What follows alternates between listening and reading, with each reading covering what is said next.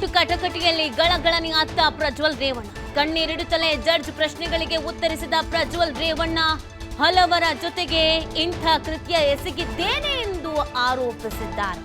ನಾನು ಸಂಸದನಾದ ವೇಳೆ ಯಾರೂ ಇಂಥ ಆರೋಪವನ್ನ ಮಾಡಿರಲಿಲ್ಲ.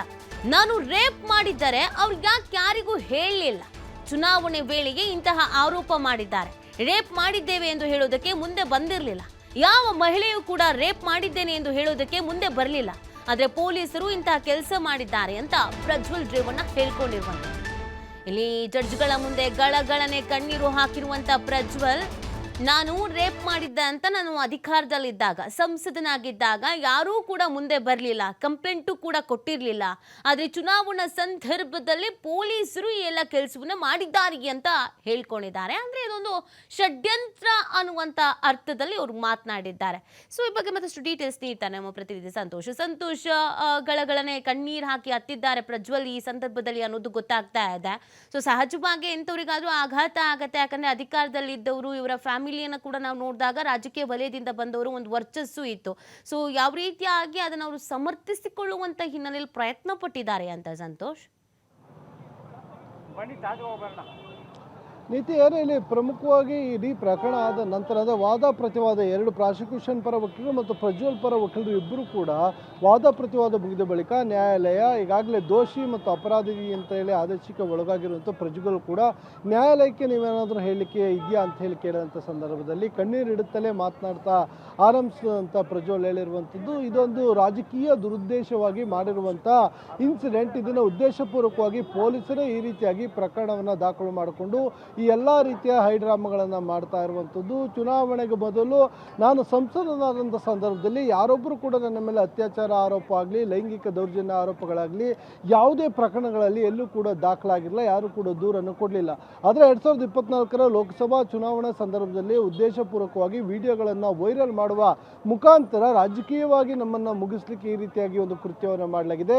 ಹಲವು ವಿಡಿಯೋಗಳನ್ನು ಮಾಡಲಾಗಿದೆ ಅಂತ ಆರೋಪಗಳನ್ನು ಮಾಡಲಾಗ್ತದೆ. ಆದರೆ ನಾನು ಇದ್ಯಾವುದನ್ನು ಕೂಡ ಮಾಡಿಲ್ಲ ಅಂಥೇಳಿ ಒಂದು ನ್ಯಾಯಾಧೀಶರ ಮುಂದೆ ಕಣ್ಣೀರಿಡುತ್ತಲೇ ಹೇಳ್ಕೊಂಡಿರುವಂಥದ್ದು. ಇದೇ ಸಂದರ್ಭದಲ್ಲಿ ನ್ಯಾಯಾಧೀಶರು ಆತನ ವಿದ್ಯಾಭ್ಯಾಸ, ಅದನ್ನ ಅರ್ಹತೆ ಬಗ್ಗೆಯೂ ಕೂಡ ಕೇಳೋ ಸಂದರ್ಭದಲ್ಲಿ ಆತ ಏನು ಮೆಕ್ಯಾನಿಕಲ್ ಇಂಜಿನಿಯರ್ ಆಗಿ ನಾನು ವಿದ್ಯಾಭ್ಯಾಸವನ್ನು ಮಾಡ್ಕೊಂಡಿದ್ದೀನಿ, ನಾನು ಮೆರಿಟ್ ಸ್ಟೂಡೆಂಟ್ ಕೂಡ ಹೌದು, ಕಳೆದ 6-7 ತಿಂಗಳಿಂದ ನನ್ನ ಪೋಷಕರು ಕೂಡ ನೋಡಿಲ್ಲ. ಹೀಗಾಗಿ ಕಾನೂನು ನ್ಯಾಯಾಲಯ ಇವೆಲ್ಲವನ್ನು ಕೂಡ ಗಮನದಲ್ಲಿಟ್ಕೊಂಡು ಆದೇಶವನ್ನು ಕೊಡಬೇಕು, ನಾನು ಕಾನೂನು ಕೋರ್ಟ್ ಏನು ಆದೇಶವನ್ನು ಕೊಡುತ್ತೆ ಅದನ್ನು ನಾನು ಗೌರವಿಸ್ತೀನಿ ಅಂತೇಳಿ ನ್ಯಾಯಾಧೀಶರ ಮುಂದೆ ಹೇಳಿಕೆಯನ್ನು ಕೂಡ ನೀಡಿರುವಂಥದ್ದು. ನೀತಿ fine Santosh, 1 second hold on. ಇದಕ್ಕೆ ಸಂಬಂಧಪಟ್ಟಂತೆ ಇನ್ನೊಂದು ಅಪ್ಡೇಟ್ ಇದೆ, ನೋಡ್ಕೊಂಡು ಬರ್ತೀನಿ.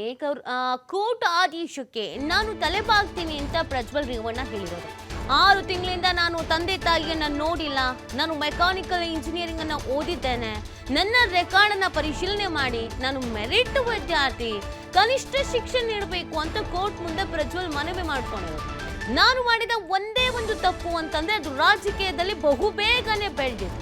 ಹಲವು ಮಹಿಳೆಯರ ಮೇಲೆ ಅತ್ಯಾಚಾರ ಎಂದು ಆರೋಪ ಮಾಡಿದ್ದಾರೆ. ಚುನಾವಣೆಗೆ 6 ದಿನ ಇರುವಾಗ ವಿಡಿಯೋ ವೈರಲ್ ಮಾಡಲಾಗಿದೆ. ಸಂತ್ರಸ್ತೆ ಸ್ವಯಂ ಪ್ರೇರಿತವಾಗಿ ದೂರು ನೀಡಿಲ್ಲ, ಕಣ್ಣೀರು ಹಾಕುತ್ತಲೇ ಕೋರ್ಟ್ಗೆ ಉತ್ತರವನ್ನು ನೀಡಿದ್ದಾರೆ ಪ್ರಜ್ವಲ್.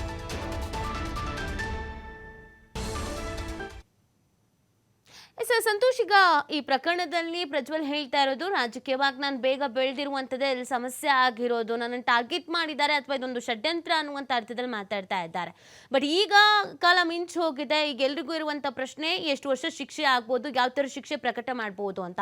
ನಾವು ಕಾನೂನಾತ್ಮಕವಾಗಿ ನೋಡೋದ್ರಲ್ಲಿ ಇದೇ ಥರದ ಹಿಂದಿನ ಕೇಸಸ್ಗಳು ಅಥವಾ ಬೇರೆ ಬೇರೆ ರಾಜ್ಯದಲ್ಲಿ ನಡೆದಿರುವಂಥ ಕೇಸಸ್ಗಳನ್ನ ನಾವು ನೋಡ್ಕೊಂಡಾಗ ಸೊ ಎಷ್ಟು ವರ್ಷ ಶಿಕ್ಷೆ ಆಗಿದೆ ಕೆಲವೊಂದಷ್ಟು ಪ್ರಕರಣಗಳಲ್ಲಿ, ಇಲ್ಲಿ ಏನು ಆಗಬಹುದು ಅಂತ ಸಂತೋಷ್?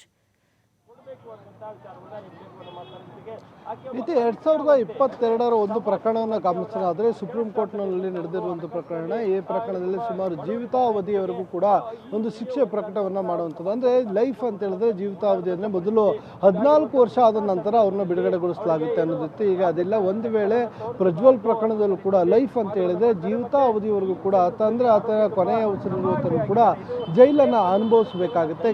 ಅಂದರೆ 14 ವರ್ಷದ ಒಳಗೆ ಈತ ಏನು ಶಿಕ್ಷೆಯನ್ನು ಜೈಲು ಶಿಕ್ಷೆಯನ್ನು ಅನುಭವಿಸಿ ನಂತರ ಬಿಡುಗಡೆಗೊಳ್ಳಲಿಕ್ಕೆ ಮೊದಲು ಅವಕಾಶವಿತ್ತು. ಅದೆಲ್ಲವೂ ಕೂಡ ಈಗ ತಿದ್ದುಪಡಿ ಆಗಿರುವಂಥದ್ದು. ಜೀವಿತಾವಧಿಯವರೆಗೂ ಕೂಡ ಈತ ಒಂದು ಶಿಕ್ಷೆಗೆ ಒಳಗಾಗಬೇಕಾಗುತ್ತೆ.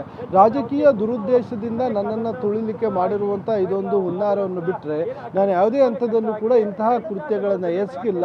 ಈ ಹಿಂದೆ ಯಾವುದೇ ರೀತಿಯ ಪ್ರಕರಣಗಳಾಗಲಿ ಕೇಸ್ಗಳಾಗಲಿ ನನ್ನ ಮೇಲೆ ದಾಖಲು ಕೂಡ ಆಗಿರಲಿಲ್ಲ.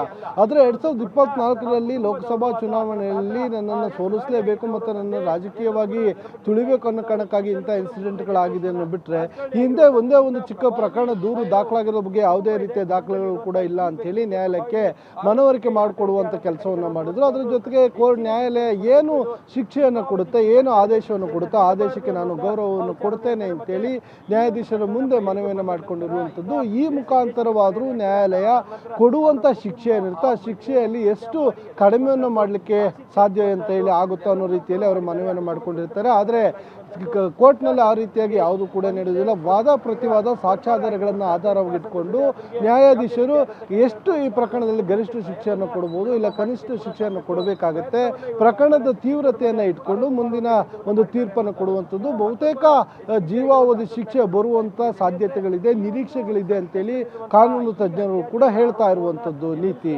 ಥ್ಯಾಂಕ್ ಯು ಸಂತೋಷ್ ತಮ್ಮ ಡೀಟೇಲ್ಸ್ಗಾಗಿ.